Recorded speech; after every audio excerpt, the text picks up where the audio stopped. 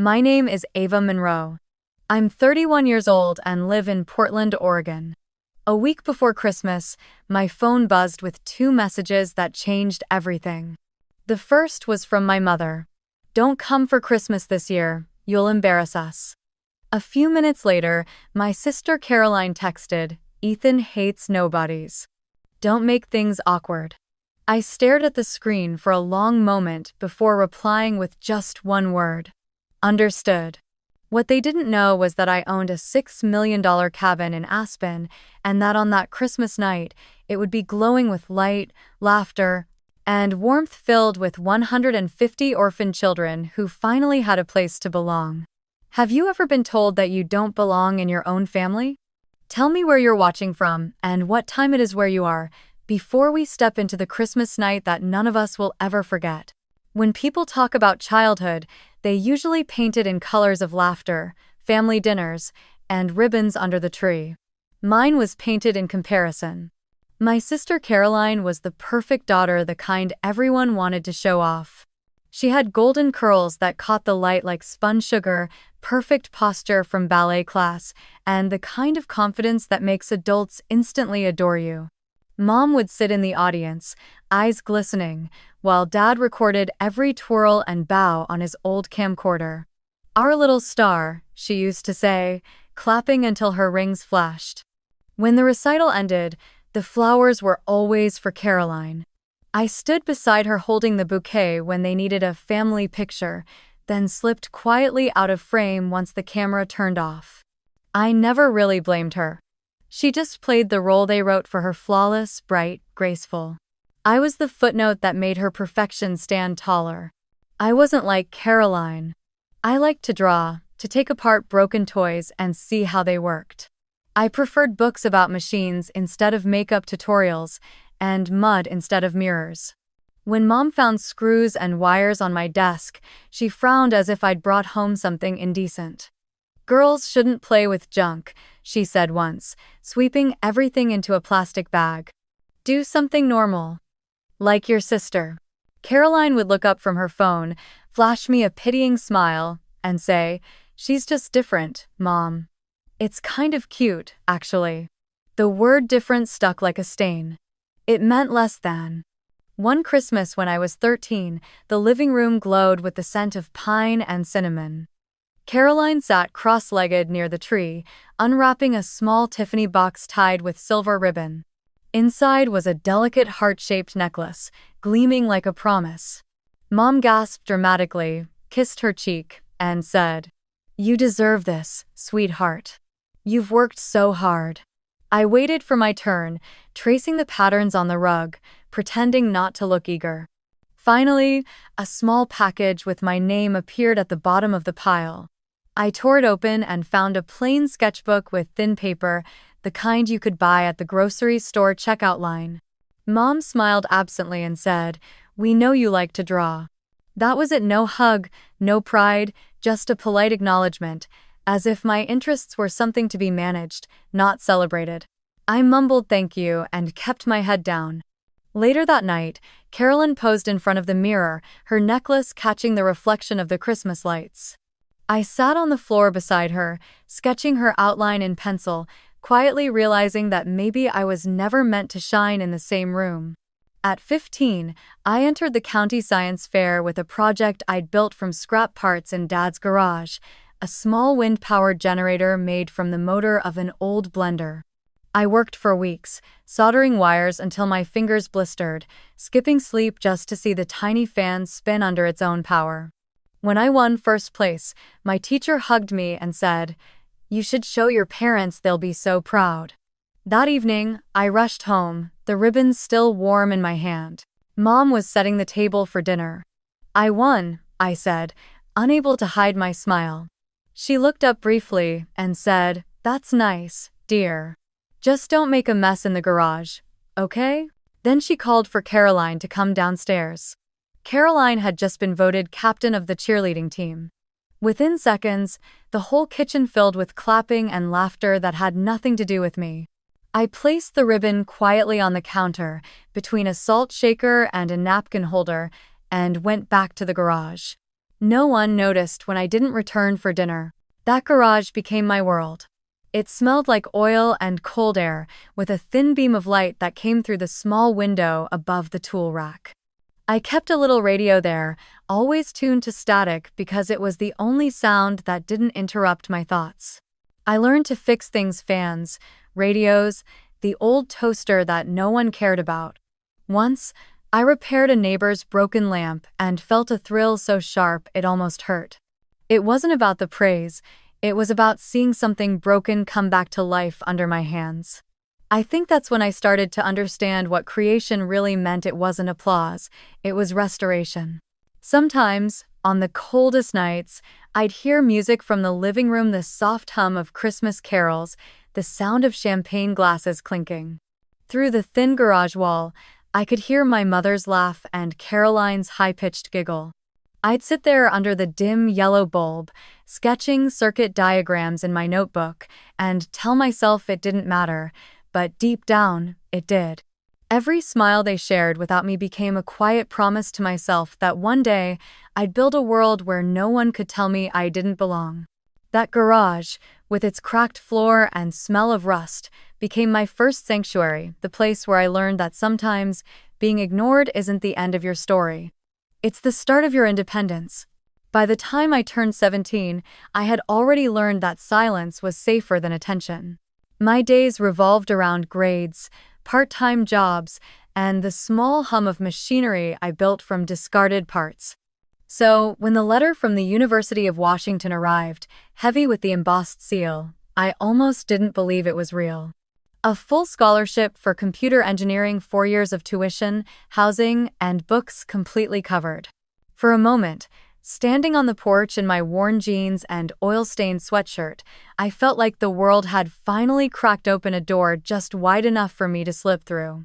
I ran inside, letter trembling in my hand, ready for my parents to smile the way they always did for Caroline.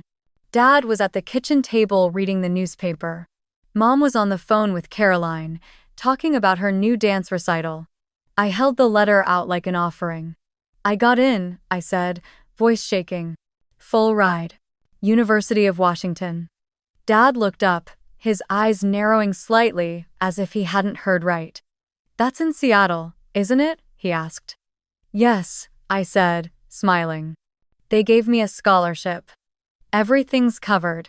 He folded the paper slowly, sighed, and said, "That's too far, Ava.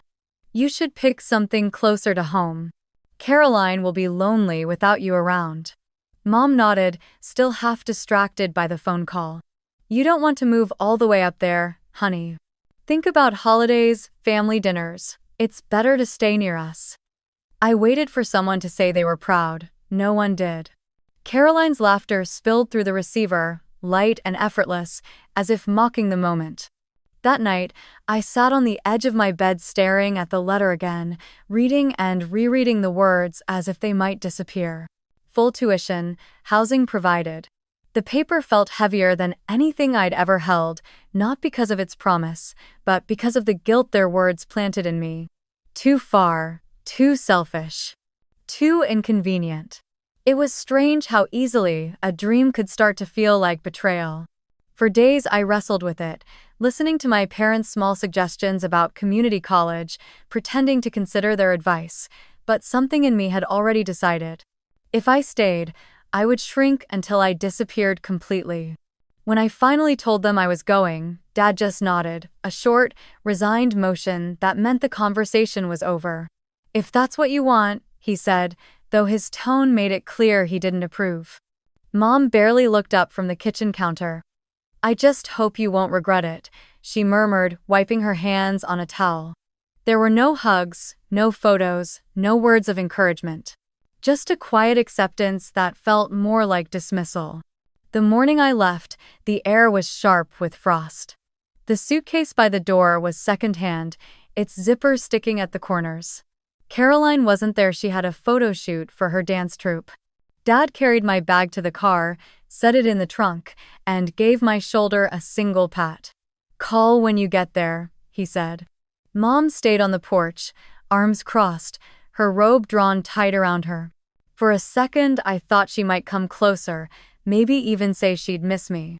She didn't. She just turned and went back inside, letting the screen door slam shut. The drive to the bus station felt endless. Dad kept his eyes on the road, the radio playing softly between us, some old country song about home and mistakes. When we arrived, he parked, left the engine running, and helped me lift the suitcase out. "Be careful," was all he said.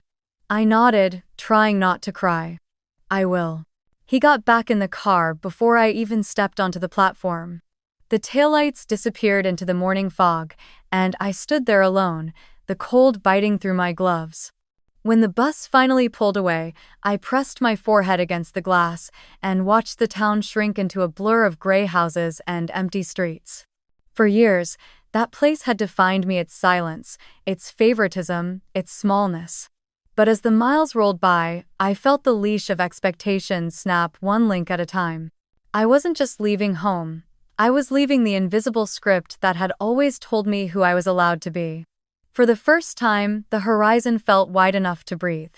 I left not just my home, I thought, but the invisible leash that had always tied me there.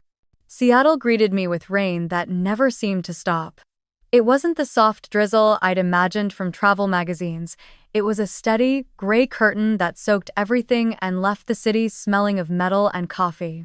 I rented a small room above a Vietnamese bakery in the University District. The walls were thin, and the radiator made a clanking noise every night that kept me half awake, but it was mine. The scholarship covered tuition and a small meal plan, but everything else was on me. I took a part-time job at a dusty electronics repair shop, fixing broken radios and replacing cracked phone screens for cash. My meals were usually the same: leftover slices of cold pizza from the bakery downstairs, or instant noodles eaten straight from the cup while lines of code blinked on my laptop screen. During those first months, I learned how survival could blur into routine. I'd sit at a wobbly second-hand desk, balancing my calculus textbook beside a soldering iron, alternating between homework and customer repairs. The city outside glowed with neon reflections in puddles, but I barely noticed. I was too busy trying to keep up with assignments, with rent, with life. My classmates talked about weekend ski trips and summer internships their parents had arranged. I talked to no one. But in that solitude, something began to form: a small, stubborn idea that maybe I didn't have to wait for someone else to open a door. Maybe I could build one. It started as a class project, a program that mapped delivery routes to minimize wasted time and fuel. While everyone else built simple apps for groceries or parking spots, I wanted to tackle something bigger. I spent nights testing algorithms until dawn, my fingers trembling from caffeine and lack of sleep. When I realized the model could apply to medical supplies, tracking shipments between hospitals, pharmacies, and labs, I felt a flicker of excitement I hadn't felt in years. I called it Vector Route, a name that sounded almost too ambitious for a single line of code. After graduation, I turned that project into a company, if you could call it that. My office was a corner table at a 24-hour cafe near Pike Street, where I bought one coffee and stayed until closing. I'd sit there at 2 a.m., headphones on, laptop glowing in the dark, pretending the hum of the espresso machine was the sound of an empire being built. I maxed out 2 credit cards to pay for servers and web hosting, printed my own business cards on cheap paper, and sent out cold emails to anyone remotely related to hospital logistics. Most didn't reply. Some did, politely, then disappeared. Every no hurt, but I'd already been invisible most of my life. Rejection didn't scare me anymore. What scared me was staying small. The breakthrough came a year later. A small regional hospital in Spokane replied to one of my messages. Their supply chain was a mess: late deliveries, expired stock, wasted resources. They agreed to a 1-month trial of my software. I didn't sleep the night before the system went live. I sat in my cramped apartment watching the server dashboard, waiting for the first shipment update to register. When the green checkmark finally appeared, I exhaled so hard it felt like I'd been holding my breath for years. By the end of that month, delivery efficiency had improved by 18%. They signed a year-long contract, and for the first time, Vector Route Technologies had a real client. I used the payment to upgrade my equipment, pay off debt, and move into a slightly larger studio one with a window that overlooked an alley instead of a brick wall. The success was small, but it felt monumental. I kept working, adding new features, refining the code, reaching out to more hospitals. Still, I was my own engineer, marketer, and accountant, juggling spreadsheets and sleepless nights. I missed birthdays, skipped meals, and forgot what weekends felt like. But every time fatigue whispered, "Quit," I'd remember that girl in the garage back home, soldering broken wires under a single bulb, waiting for someone to notice. Now I didn't need them to notice, I just needed to keep going. Then the world changed. The pandemic hit like a tidal wave, drowning every routine, breaking every system. Hospitals were running out of masks, ventilators, basic supplies. Trucks were stranded, warehouses overwhelmed. I still remember the night my phone rang. It was the logistics director from Spokane. His voice shook as he said, "We can't track what's going where. Can your system handle statewide demand?" I didn't know if it could, but I said yes anyway. Within 48 hours, I repurposed Vector Route to monitor every shipment of medical supplies across Washington. When deliveries started reaching hospitals on time again, word spread fast. More states called. More hospitals joined. Soon I was working 18-hour days, guiding a small remote team of programmers I'd hired through LinkedIn, none of us sleeping, all of us driven by one thought: keep people alive. By the end of that year, Vector Route was integrated into multiple healthcare networks. I would wake up to headlines about supply chain failures in other industries while our dashboard quietly showed green lines of successful deliveries. It wasn't glamorous. It was spreadsheets, code, and exhaustion, but for the first time, what I'd built mattered. I'd gone from cold pizza in a basement apartment to the nervous system of an entire state's medical logistics. Yet, even then, when I called home out of habit, no one answered. No congratulations. No. "We saw you on the news." Just silence, heavy and familiar. I hung up and smiled to myself anyway. I didn't need their applause anymore. The sound of my own typing was enough. At 27, I signed the papers that changed everything and, in a way, nothing at all. 70% of Vector Route Technologies went to a pharmaceutical conglomerate for a sum I still had trouble saying out loud: $118 million. The acquisition meeting took place in a downtown Seattle boardroom with glass walls and a skyline view. The lawyers shook my hand, the executives congratulated me, and when it was over, I stood by the window watching the gray city stretch below like a circuit board. It should have felt triumphant, but what I mostly felt was quiet and exhausted kind of stillness that didn't resemble joy. I had thought success would sound like applause. Instead, it sounded like the hum of the air conditioner and the click of my pen. The following week, articles appeared online. Young engineer revolutionizes medical logistics. Meet the woman behind the supply chain that saved lives. My inbox flooded with interview requests, partnership offers, congratulatory emails from strangers. Yet my phone, the one with the family group chat, remained silent. I waited a few hours, then a few days, telling myself maybe they just hadn't seen it. But deep down I knew better. A week later, I finally received a text from my mother. For a brief second, my heart lifted. Then I read it. "We're so proud of Caroline's new apartment. It's in the best neighborhood. You should come see it sometime." Nothing else, not a single mention of what I'd done. I stared at the message, then placed the phone face down on the counter. The irony almost made me laugh. I had built a company from nothing, and somehow I was still the one left off the family newsletter. That night, I poured a glass of wine and scrolled through the news articles about the sale. My name appeared in bold headlines next to words like innovation and entrepreneurship. Reporters quoted my statements about efficiency and compassion in healthcare logistics. It all looked glossy and impressive, but none of it felt real. I thought of the girl who once soldered wires in a freezing garage just to feel useful. That girl would have given anything for a single nod of approval from her parents. Now she was sitting in a penthouse apartment overlooking Lake Union, and approval still hadn't come. I wondered if some voids were simply unfillable. I flew to California for a technology conference where they presented me with an award for outstanding contribution to public health. Cameras flashed, executives clapped, someone handed me a bouquet of lilies. The next day, the same photos appeared on business magazines, my face half smiling under the bright lights. I sent one to my parents, without comment. 2 days later, Mom replied with a picture of Caroline standing in front of her new apartment door, holding a "sold" sign. The caption read, "She did it all on her own." I didn't respond. I just turned off my phone and sat there, listening to the city outside, the low murmur of traffic, the distant wail of a ferry horn.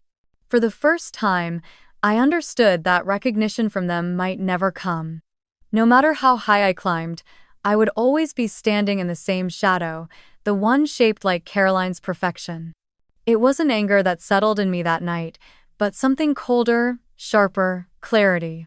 Their approval was never the currency I was meant to earn. My life didn't need their validation to be real. I looked out the window at the skyline. I'd built my life against each light in every tower, proof that you could build a world of your own and still be unseen by the people who once defined you. I whispered the words I'd avoided for years, not as resentment but as truth. To them, I'll always be the other daughter. And for the first time, that truth didn't hurt, it just set me free. After the sale was finalized and the world labeled me successful, I began to crave something quieter, something that wasn't measured in numbers or headlines. Seattle felt too crowded, too polished, too performative. I wanted silence. Real silence. One afternoon, while scrolling through listings online, I found a 40-acre stretch of untouched land in Marble Ridge, Colorado. It sat on a gentle slope facing the Elk Mountains, where snow lingered late into spring and the air smelled like pine and solitude. The listing photos were grainy, just a frozen meadow and a scattering of spruce trees, but something in it called to me. I booked a flight the next day. The moment I stepped onto that land, I knew. The wind moved through the pines with a low, steady hum, and beyond them rose the jagged peaks, their edges dusted in white. There was no cell signal, no noise but the crunch of snow beneath my boots. Standing there, I could almost hear the echo of my own heartbeat. I decided right then I would build something here. Not a mansion to show off, not a vacation home to impress investors, something that felt like breathing. Construction took nearly 2 years. I designed every inch myself with a local architect, sending sketches and notes scribbled in pencil. I wanted redwood timber, not steel or glass towers. The main cabin stretched wide, its beams cut from trees that once grew nearby. The facade was anchored by gray stone and floor-to-ceiling windows that caught the changing colors of the mountains. When the sun rose, light poured through the glass like liquid gold, painting the interior in soft amber. In the evenings, the same glass reflected the snowy peaks, turning the cabin into a mirror of the world outside. Inside, I built 12 bedrooms, each one with a wide window seat and a single armchair. I told the architect, every room needs a place to sit and just exist. Those seats became my favorite part, tiny sanctuaries for whoever might someday visit. The kitchen was open and warm, with oak cabinets and a black marble island, polished smooth as a river stone. The smell of pine always mingled with something else, cinnamon, orange peel, or the faint smoke of the fireplace that dominated the great hall. Its stone was hewn from the same quarry as the mountain itself, rough and gray, stretching all the way to the rafters. When it burned, the sound of crackling logs filled the air like music. Behind the house, I had an artificial lake carved into the frozen earth, a small oval pond that mirrored the sky in summer and turned into a sheet of blue ice in winter. I stocked it with trout and left a wooden bench nearby. In the evenings, when the wind dropped, the surface of the water became perfectly still, reflecting the stars so clearly it looked as if the universe had spilled across the ground. Some nights, I'd wrap myself in a blanket, sit by that lake, and think about the girl who used to draw dream houses in a 10-cent sketchbook. Everything about the cabin carried intention. The long dining table made from a single slab of walnut, where I imagined someday gathering people who had nowhere else to go. The library alcove filled with old engineering manuals and novels I'd collected from thrift stores. Even the stair rails hand-carved pine, smooth beneath the touch, were reminders of hands that built something real. It wasn't luxury, it wasn't excess, it was proof of presence. When the final nails were set and the workers packed up their trucks, I stayed behind for the first night alone. The cabin still smelled of sawdust and fresh varnish. I lit the fireplace, pulled a blanket over my shoulders, and walked barefoot across the wooden floor. Every footstep echoed softly, like a heartbeat through the walls. Outside, the snow was falling in thick, silent flakes, layering the balcony railings and the pines until the world turned white. I opened the window and let the cold air drift in. I looked around not as someone admiring wealth, but as someone who finally recognized her own existence. Every beam, every brick, every pane of glass felt like a piece of me stitched together after years of being unseen. For so long, I'd been the quiet daughter, the afterthought, the shadow of Caroline's perfection. This cabin was the opposite of all that. It didn't need anyone's applause. It didn't need to fit into someone else's idea of success. It stood here because I willed it to. When dawn came, the mountains glowed pink and gold. Light streamed through the windows, touching the grain of the wood, the black marble counter, the soft curve of the leather chairs. I sat at the kitchen island with a mug of coffee, watching steam curl upward into the morning. It was then that I whispered aloud, as if the mountains were listening. This cabin isn't luxury, it's a declaration. That I exist. From that day on, I never called it property. I called it sanctuary. Marble Ridge wasn't an escape, it was the first place in my life that felt like mine. Winter arrived like a whisper this year, soft at first, then relentless. Portland was wrapped in a thin blanket of snow, the streets quiet except for the occasional hum of tires against slush. I was sitting by the window of my apartment, hands curled around a mug of tea gone cold, when my phone buzzed. A message from my mother. For a split second, I thought maybe, just maybe, it would be different this time. Maybe she'd ask if I was coming home. But when I opened it, the words were short and precise, each one slicing cleanly through the air. Don't come for Christmas this year, you'll embarrass us. The breath caught in my throat. I read it again, slower, as if a second reading might soften it. It didn't. Before I could even process the sting, another message appeared, this time from Caroline. Ethan hates nobodies. Don't make it awkward. My thumb hovered above the screen. There was a time when I might have tried to defend myself, to explain, to beg for a place at that table. But those days were gone. I typed 2 words. Understood. And hit send. Outside, the snow thickened, erasing the color from the world. I set my phone face down and watched the faint reflection of city lights blur in the glass. The tea on the table had cooled completely, its surface still and lifeless. Somewhere deep inside, a small part of me went quiet, not from hurt, but from recognition. This was the pattern, after all. It had always been. I'd learned long ago that my existence embarrassed them because it didn't fit their picture of perfection. Caroline, with her golden hair, her lawyer husband, her shiny suburban home that was the Monroe they wanted the world to see. I was just the stray shadow they couldn't quite erase. Without thinking, I scrolled to Miles's number and pressed call. My uncle's younger brother, technically my cousin, but more like a lifeline. He answered on the second ring, his voice warm and weary. Ava? What's going on? I laughed softly, though it came out more brittle than I meant. Mom texted. Christmas is small this year. Just Caroline and Ethan. There was a pause, then a heavy sigh. You're not the only one. Even Grandma wasn't invited. She called me this morning upset, confused, said it's the first Christmas in 40 years she's been told to stay home. Oh. I stared at the falling snow until the world outside blurred completely. Even Grandma, I repeated. The words sounded unreal. Even Grandma, he said again. And then I laughed. It wasn't a happy laugh, it was sharp, hollow, the kind that comes when you've finally stopped expecting anything different. They've really outdone themselves, I murmured. They wanted small. I guess they got it. All their After we hung up, I sat for a long time, the apartment dim except for the faint glow of the streetlight outside. My eyes landed on the photo hanging by the door, a winter landscape of Marble Ridge, taken just after the cabin was finished. Snow on the roof, smoke curling from the chimney, and the mountains rising behind it like silent witnesses. A place built to be quiet, to heal. But now, it felt like it was waiting for something more. On impulse, I picked up my phone again and dialed a number I hadn't called in months. Ava? Grandma's voice came through, thin and gentle, like a candle flame in the wind.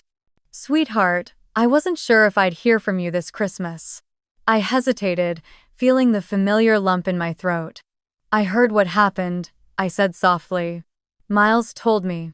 She sighed. Your mother said the house will be too full with Caroline's family. Can you imagine? Too full for me. I took a breath. Then come to me, I said. To the cabin. There was silence on the line, and then a fragile laugh. To Colorado? You want this old woman to brave the mountains? I smiled. Not just you. I want to do something this year, something different. There's an orphanage in Glenwood Springs, about 40 minutes from the ridge. 150 kids. They've lost a lot this year, Grandma. What if we gave them a Christmas instead? The silence stretched, and for a moment, I thought she might say no. But then her voice came back, trembling but alive with warmth. Ava, that's the kind of small I wouldn't mind. Yes, my dear, let's do it. When the call ended, I stood by the window again, snow falling thick and steady, soft enough to muffle the city below. My reflection in the glass no longer looked like someone shut out, it looked like someone standing on the edge of something new. I whispered to the quiet room, my voice steady, almost smiling. They wanted small. I'll show them what small kindness can do when multiplied by 150. Outside, the snow kept falling, but inside me, a spark had caught, and this time, I wasn't going to let it fade. The next morning, the city was still half asleep under its thin white blanket when I sat at my desk, with a notebook open and a single word written at the top. Christmas. I stared at it for a while, letting the weight of it sink in. Then, with a quiet exhale, I reached for my phone and searched for a number I hadn't called in years. Aspen Foundation. They were the nonprofit I'd secretly donated to back when Vector Root first turned a profit, an organization that cared for orphaned and displaced children across Colorado. I'd always sent the checks anonymously, signing them from a friend who remembers what it's like to be forgotten. This time, I wasn't sending a check. I was calling. The line clicked, and a woman's warm, steady voice answered. Aspen Foundation, this is Ruth speaking. Hi, Ruth, I said, smiling despite my nerves. My name is Ava Monroe. I've supported your foundation before, but this year, I'd like to do something different. Something bigger. There was a small pause on the other end, the kind that feels like the world is listening. Bigger? She echoed. Yes, I said softly. I have a cabin up in Marble Ridge, enough space for a few hundred people. I'd like to host a Christmas dinner for the children under your care, all of them, if possible.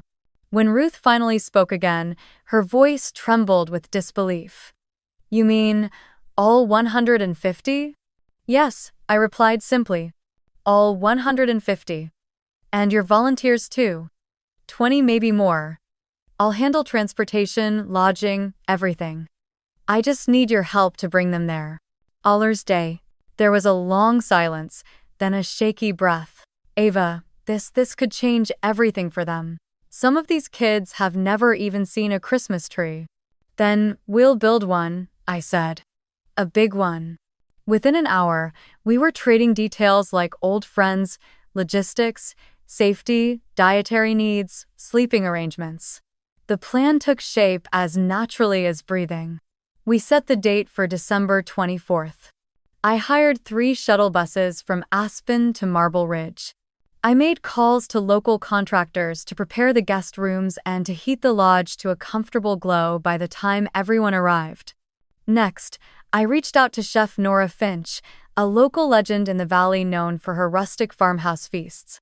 I'd met her once before, years ago, when she catered a charity event for wildfire relief. She had a soft laugh, a sharp wit, and a gift for turning the simplest ingredients into comfort. When she picked up, I said, "Nora, I need your help again. I'm hosting a Christmas dinner for 150 children and 20 volunteers. Can you do it?" There was a brief silence before she let out a low whistle. "That's not dinner, sweetheart. That's a miracle. But yes, I'm in." "Tell me the budget." I smiled. "No budget. Just make it warm, make it taste like belonging." She laughed softly. "Then we'll do roasted turkey, honey, glazed ham, mashed potatoes with garlic cream, spiced cider, and enough apple pie to feed an army. I'll bring my team." While she handled the food, I turned my attention to the cabin. I wanted every inch of it to speak warmth and care, not wealth. I called a local carpenter, Tom, who'd helped during construction, and told him I needed a Christmas tree 14 feet tall, freshly cut pine. He chuckled. "That'll barely fit through your front doors." "I know," I said. "That's the point." 2 days later, the tree arrived, its branches heavy with the scent of winter. I stood in the great hall and watched as Tom and his crew anchored it in place, the top nearly brushing the vaulted ceiling. But instead of decorating it with the usual glass ornaments or glittering lights, I asked for something different. We strung the branches with green wool mittens, one for every child who would walk through the door. Each pair was handmade by women from a nearby artisan collective, the soft yarn dyed in shades of forest and moss. When the last mitten was hung, the tree glowed not with glitter, but with tenderness. For gifts, I refused to buy expensive gadgets or toys that would soon break. Instead, I ordered boxes of hardcover storybooks, fairy tales, adventure tales, and books about courage. Alongside each, I packed a winter coat and a handwritten card that read, "You matter more than you know. Allah." On the back of every tag, I wrote the same line that had once carried me through my loneliest years. From a friend who remembers what it's like to be forgotten. I instructed everyone involved, the drivers, the chef, the decorators, not to mention my name. "No announcements, no donor plaques, no recognition," I said firmly. "If anyone asks, just tell them it's from a friend." As the days passed, the cabin transformed. Firewood was stacked high beside the hearth. The scent of cinnamon and pine filled the air. In the library, I replaced the business books on the shelves with puzzles and coloring sets. In every guest room, I left a small wooden toy or stuffed animal on each pillow, and beside it, a note in my handwriting. "You have a place here." One evening, as the sun dipped behind the Elk Mountains, I stood on the balcony, staring at the valley below. The world was blanketed in snow, and the air was so still I could hear the faint hum of the wind brushing against the trees. For a moment, I felt the ghost of my mother's words, "Don't come for Christmas, you'll embarrass us," echo somewhere in the distance, but it didn't sting anymore. I looked at the glowing windows of the cabin, each one flickering like a promise, and whispered into the cold, "They wanted small. I'll show them what small kindness can do when multiplied by 150. The snow kept falling, soft and endless, like an answer from the universe itself, quiet, steady, and full of grace. By Christmas Eve, Marble Ridge had become a postcard of vast, glistening silence broken only by the sound of snow brushing against pine branches. The sky was an endless silver dome, and the air felt so crisp it almost hummed. Inside the cabin, the fires burned bright, and the walls pulsed with warmth, the smell of cinnamon, roasted herbs, and pine resin drifting through every room. Strings of amber lights lined the windows, and the great tree in the hall stood tall and proud, its branches heavy with green mittens and handmade notes instead of ornaments. The scent of baked apples and butter drifted from the kitchen, where Nora Finch and her team worked like an orchestra, every movement deliberate and graceful. Around 5 in the evening, a soft vibration rolled through the valley engines climbing the ridge. I stepped onto the porch just as the first shuttle bus came into view, its headlights cutting through the swirling snow. Then another. And another. I felt my breath hitch as the doors opened, and one by one, small faces began to appear, eyes wide, scarves pulled high, mittens clutching one another's sleeves. The air filled with laughter and steam as the first group stepped into the light. Nora came to stand beside me, wiping her hands on her apron. "You ready?" she asked. I smiled, feeling the burn of tears behind my eyes. More than ever. As the children tumbled out, their boots crunching over the snow, their awe filled the space between mountains. "It's so big!" one boy shouted, pointing at the cabin, his cheeks flushed pink from the cold. "It looks like a castle," said another. The volunteers followed closely behind, their breath forming white clouds as they guided the children up the steps. When they entered the hall, a hush fell over the group. The tree glowed softly, and the fireplace threw honey-colored light across the wooden floor. The children stood still for a moment, looking up at the 14-foot pine with its branches dressed in green mittens. Then, as if some invisible thread snapped, they ran forward all at once, circling the tree, giggling, touching the mittens, whispering to each other. "They're real." A little boy gasped, pressing his cheek to one of the soft woolen gloves. I laughed quietly and knelt down to adjust a strand of lights that had fallen loose. A girl with brown hair, maybe 7, maybe 8, tugged at the hem of my coat. Her eyes were round and curious. "Is this really your home?" she asked softly. I looked at her, then at the glowing faces behind her, all of them discovering warmth like it was something new. "It's ours tonight," I said. She smiled, small and shy, before running off to join the others, her boots squeaking against the polished floor. Nora appeared again, holding a tray of mugs. "Hot cocoa," she called. "With cinnamon and marshmallows."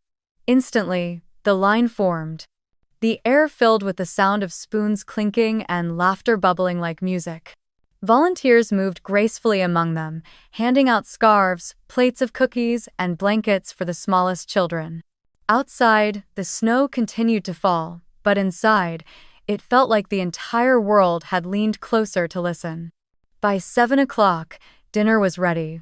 The long walnut table stretched across the hall, covered in white linen and candles flickering like small suns.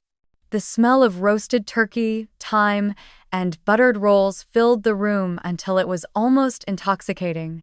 Nora stood at the head of the table, her cheeks flushed from the heat of the kitchen. "All right, my little snow angels," she said, waving her ladle like a baton. "Time to eat." The children cheered, pulling out chairs that were far too big for them. Laughter and chatter filled the hall as plates were passed around: golden roast chicken, mashed potatoes piled high, green beans tossed with almonds, apple pie steaming at the center of every table. Volunteers moved among them with gentle hands and wide smiles. I took a seat at the far end, watching everything unfold. A boy was telling a joke so bad that 2 girls nearly spilled their cider from laughing. Another child tried to carve his roll with the wrong end of his fork. Across the room, Grandma sat wrapped in a shawl, speaking softly to one of the older volunteers, her eyes glowing with a peace I hadn't seen in years. I realized then how long it had been since I'd seen her truly smile. Halfway through dinner, Nora's assistant dimmed the lights, leaving only the fire and candles. The violinist, a young local musician who'd offered to play for free, began a soft melody. The first notes of Silent Night floated through the room like a prayer. One by one, voices began to join in. It started with a single voice, a little girl near the center, singing shyly, barely above a whisper. Then another child joined. Then another. Soon, the sound grew 150 voices rising together, fragile but clear, filling the wooden beams with light. Their tones wove through the air, imperfect yet beautiful, like something too pure to belong to this world. I stood there frozen, tears spilling freely down my face. Nora stopped beside me, her hand warm on my shoulder. "You hear that?" she whispered. "That's what love sounds like." 1. By the final verse, even the volunteers were singing, the sound swelling, echoing off the stone fireplace until it seemed to reach the mountains themselves. When the song ended, the room was silent again, the kind of silence that hums with life. Then came the applause, wild and unrestrained, followed by laughter, hugs, the kind of joy you can't script. Later, as dessert was served, slices of apple pie and mugs of steaming cider, I noticed one of the volunteers near the window, snapping a picture. She didn't ask permission, but I didn't mind. There was something so honest in the way she framed the scene. The children clustered around the tree, cocoa in hand, faces glowing in the light of the fire. That night, she would post the photo with a caption that read, "An unknown woman in Aspen opened her cabin to 150 orphans this Christmas. Kindness still exists." By morning, it would travel across thousands of screens, a single, blurry image that reminded strangers everywhere what goodness looked like. But right then, none of us knew. We were too busy living it. When the night drew to a close, the children began to grow drowsy. Volunteers led them to their rooms, where small beds waited with warm quilts and toys on the pillows. A few of the older boys insisted on helping stack chairs, while the younger ones yawned and tugged at sleeves. One little girl, the same one who'd asked if it was my home, found me by the staircase. "Thank you," she whispered, wrapping her small arms around my waist, "for letting us stay." I knelt and brushed her hair back gently. "No," I said softly. "Thank you for coming." After the last door closed and the hall finally fell quiet, I walked to the balcony. The valley lay in silver silence below, the snow still falling, slow and endless. From inside, faint music drifted through the walls, the laughter that still lingered like an echo of something sacred. I wrapped my coat tighter and whispered into the cold, "This is what Christmas should feel like." Behind me, the fire crackled softly. In the distance, the wind carried the faint sound of the children singing again, muffled now, but clear enough to remind me of one simple truth. Sometimes the smallest kindness can rewrite the story of 150 hearts, and maybe, just maybe, one broken one too. Morning came slowly, filtered through the tall windows in soft gold, the snow outside glowing like crushed glass under the first light. The cabin was still and peaceful now, just the sound of wind brushing against the glass and the faint creak of the wooden beams settling in the cold. I made coffee in the kitchen, still replaying fragments of the night before. Children laughing by the fire, Grandma's face illuminated by candlelight, the sound of silent night echoing through the hall. For the first time in years, Christmas had felt real. Then my phone began to buzz. Once. Twice. Then again, a constant vibration against the countertop that wouldn't stop. I frowned, reached over, and flipped it over. Dozens of notifications lit the screen. My inbox was overflowing, my name trending in tags I hadn't created. A headline from a local Aspen paper glowed at the top of the feed. "Anonymous donor hosts 150 orphans at $6M Mountain Lodge. Kindness still exists." Duh. The photo attached was the one the volunteer had taken. The children clustered around the tree, cocoa in hand, the firelight washing over their faces. The story had already been picked up by national outlets. ABC News, Denver Post, Huffington Chronicle. Each headline carried the same refrain: a mystery woman, a hidden lodge, and a night that restored faith in humanity. By the time I finished reading, the phone was ringing again, not a notification this time, but a call. My mother's name flashed across the screen. I let it ring twice before answering. "Ava." Her voice burst through immediately, sharp, breathless, threaded with accusation. "Do you realize what you've done?" I said nothing. She barreled on, her voice rising with every word. The entire town is talking about it. They all think we excluded you, that we're the villains in your little publicity stunt. Even Pastor Miller mentioned it in his sermon this morning. I glanced across the table where Grandma Lillian sat, wrapped in her wool shawl, sipping tea, her calm a perfect contrast to the panic pouring through the phone. I set the phone down on the table, pressed the speaker button, and said quietly, "You said keep it small, Mom. So I did, just not the way you imagined." There was a long pause on the line. I could almost hear her trying to steady her breathing. "That's not what I meant, Ava," she said finally, her tone slipping into the kind of strained patience she used when pretending not to sound cruel. "You made us look heartless. You could have told us you were planning something like this. We would have helped organize." I cut her off gently but firmly. "Helped organize? Like you helped when I got my scholarship? Or when I built my company?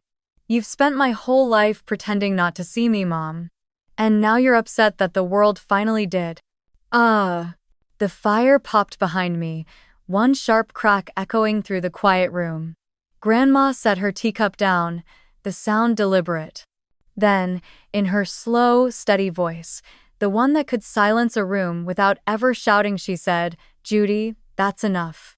There was another pause, longer this time. "Mother," my mom began, but Grandma didn't let her finish. "You spent a lifetime shrinking her," she said, every word clear as glass.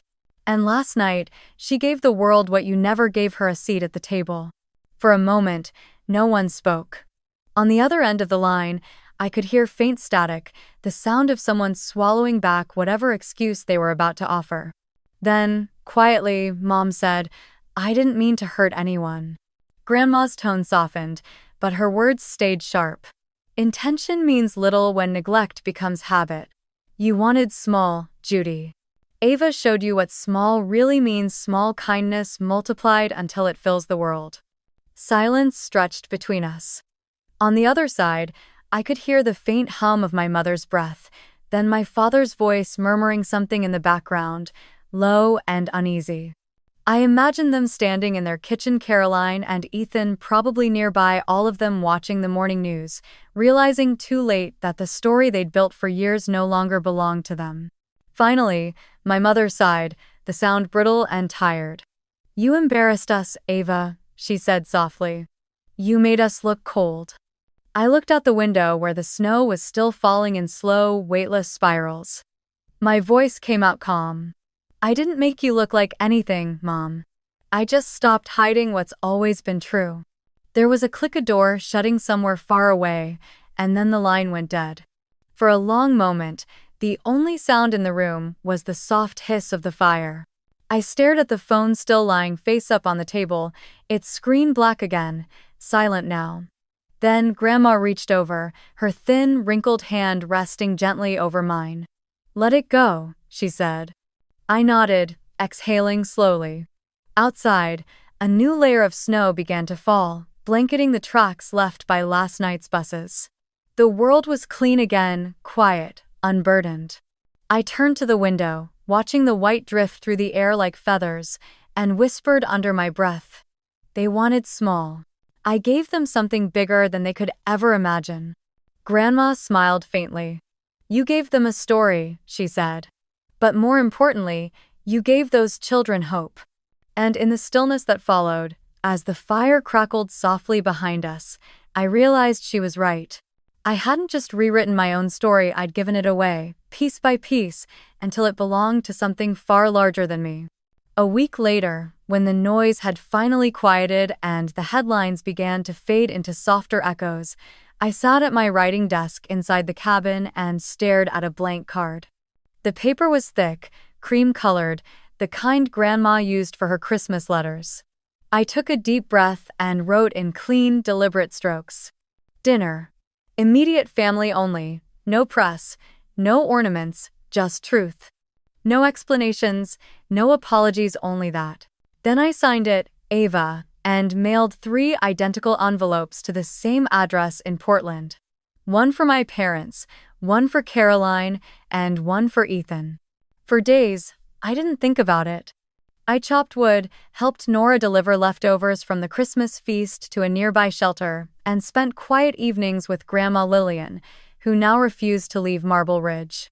She said the cabin finally felt like home not because of its beauty, but because of its warmth. It remembers laughter, she said. That's what walls are for. Then, exactly 7 days later, I saw headlights winding their way up the mountain drive.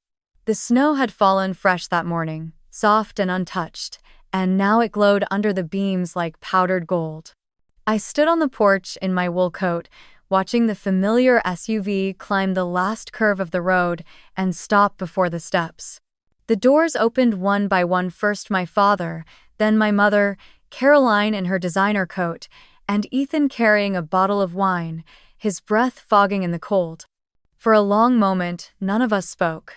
Then my mother broke the silence, her voice tight. "This is quite the place, Ava." I smiled politely. "It's quieter than Portland." Action. When they stepped inside, the cabin was glowing with warmth, candles on the table, fire crackling in the hearth, and the scent of rosemary and roasted beef floating in the air.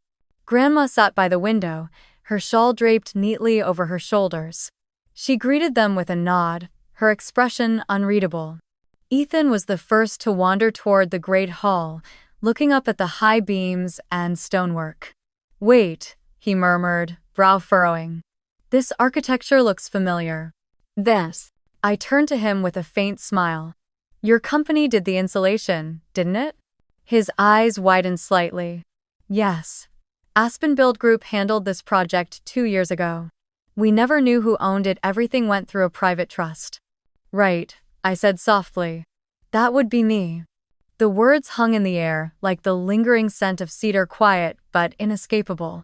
Caroline blinked rapidly, her polite smile faltering. My mother cleared her throat and turned to the table. "Shall we sit?" she said, her tone brisk, as if structure could disguise discomfort. Dinner was simple: beef roast, homemade bread, and red wine that Nora had left behind. We ate mostly in silence, the clink of forks and the faint crackle of fire filling the spaces where conversation should have been. Finally, I set my glass down and looked up. "Do you remember," I began slowly, "the Christmas I was 13? My father glanced at me, uneasy. "You'll have to remind us, honey." "Oh. That was the year Caroline got the Tiffany necklace," I said, my voice calm. "And I got a sketchbook. You said it would help me stay busy while she practiced ballet." I smiled faintly, not with bitterness but with recognition. That was also the year I realized being quiet made everyone else more comfortable. Caroline shifted in her seat, her eyes flicking between me and our parents. I continued, not out of spite but because the words had waited too long. Every Christmas was the same. Caroline's achievements filled the room, and mine were polite afterthoughts. "When I won the state science fair, you said, 'That's nice, dear. Don't make a mess in the garage.' When I got my scholarship, you said, 'It's too far, Caroline will miss you.'" My mother's lips parted as if to speak, but nothing came out. My father stared into his glass. The firelight flickered across their faces, guilt softening into something almost fragile. I took a slow sip of wine and continued. "I don't bring this up to blame anyone. I just want you to know what silence costs. You built a house big enough for trophies but too small for truth. I learned to live elsewhere in the spaces you left empty." For a moment, no one breathed. Then, from across the table, Ethan shifted uncomfortably. His gaze had landed on something behind me, the framed photo hanging on the hallway wall. A black and white image of my first warehouse in Seattle, the Vector Route logo faintly visible on a shipping crate. He blinked, leaned forward slightly, and whispered, "Wait. Vector Route Technologies? That's your company?" I met his eyes. "Yes." He froze. "Ava Monroe, the CEO." Caroline turned sharply, her wine glass trembling. "You're his boss?" I looked at her, not cruelly, not smugly, just steady. "Yes, Ethan's division handles regional logistics for us." Then I turned back to the table. "But tonight isn't about status. It's about honesty. No one spoke after that. My father's jaw clenched. My mother stared at the flickering candles, her hands clasped tightly in her lap. Caroline sat motionless, her eyes darting between Ethan and me as if trying to rearrange a puzzle that no longer fit. Ethan lowered his head, the realization written across his face that all those years he'd heard Caroline dismiss me as the sister who couldn't hold a real job. I had quietly been signing his company's checks. The silence that followed wasn't awkward. It was cleansing, like a long-held breath finally released. Grandma's eyes met mine from across the table, soft but proud. After a while, I stood and began clearing the plates. My mother started to protest, but I stopped her with a small smile. "It's all right, Mom, you can sit. Tonight's not about making anyone look bad, it's just about seeing things as they are." When the dishes were done and the fire had burned low, I poured the last of the wine into 4 small glasses and raised mine slightly. "To family," I said quietly. "The one we're born into and the one we learn to build ourselves." They lifted their glasses, hesitant but obedient. The room glowed in the amber light, and for a fleeting second, there was peace, not forgiveness, not yet, but understanding. Outside, snow began to fall again, soft and endless, as if the mountains themselves were erasing everything that came before. The night ended without ceremony. No tears, no apologies, just a quiet reckoning that hung in the air long after the plates were cleared.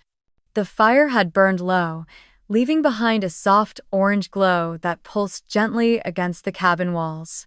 My family stood by the door, coats pulled tight, eyes downcast. My father muttered something about the roads icing over. My mother nodded too quickly, clutching her purse like a shield. Caroline said nothing.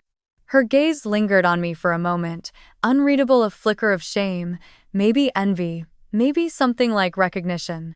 As they turned to leave, Ethan paused at the threshold. The light from the chandelier caught the snow still clinging to his coat, turning it to silver. He looked at me not the way he used to look at Caroline's sister, but the way one professional sees another. A quiet understanding. "Thank you for the dinner," he said softly. Then, after a pause, "and for showing what respect looks like." I didn't respond right away. I just nodded, and he gave a small, almost imperceptible smile before stepping out into the cold. The door shut behind them, and their footsteps faded into the crunch of snow down the hill. The silence that followed was deep and sacred, the kind that feels like the world holding its breath. I turned back toward the great room. The table was still set, half-empty wine glasses, candle wax running down like tears, the smell of rosemary and bread lingering in the air. It didn't feel heavy or sad.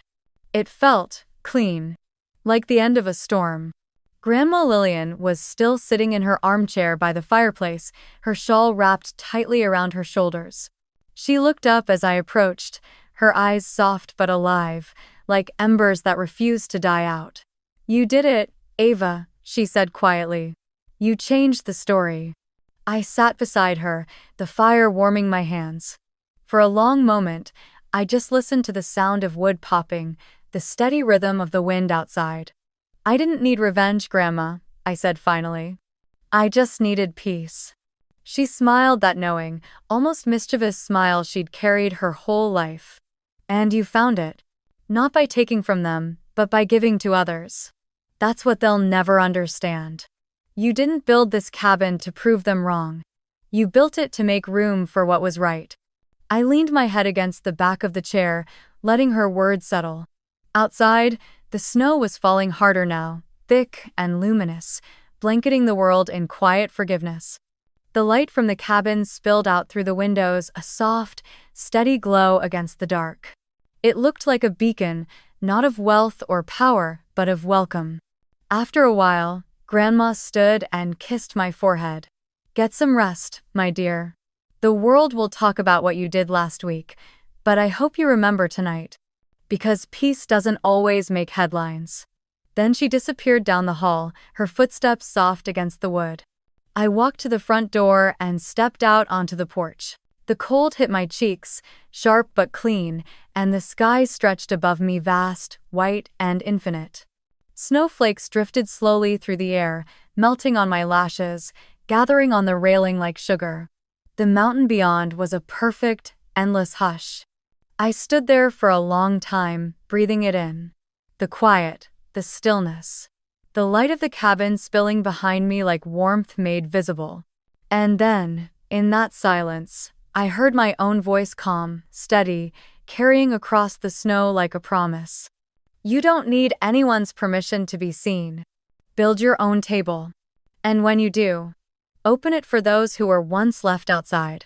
For a moment, I let the words linger in the air, watching as they seemed to drift upward and disappear into the snowfall.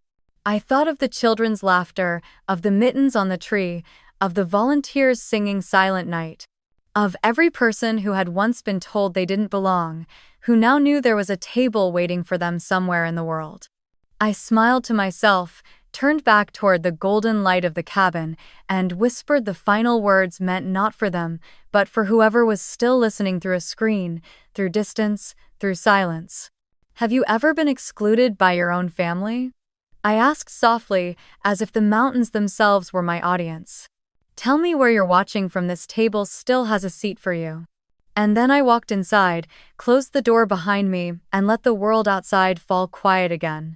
A world freshly covered in snow, waiting for morning, waiting for another story to begin.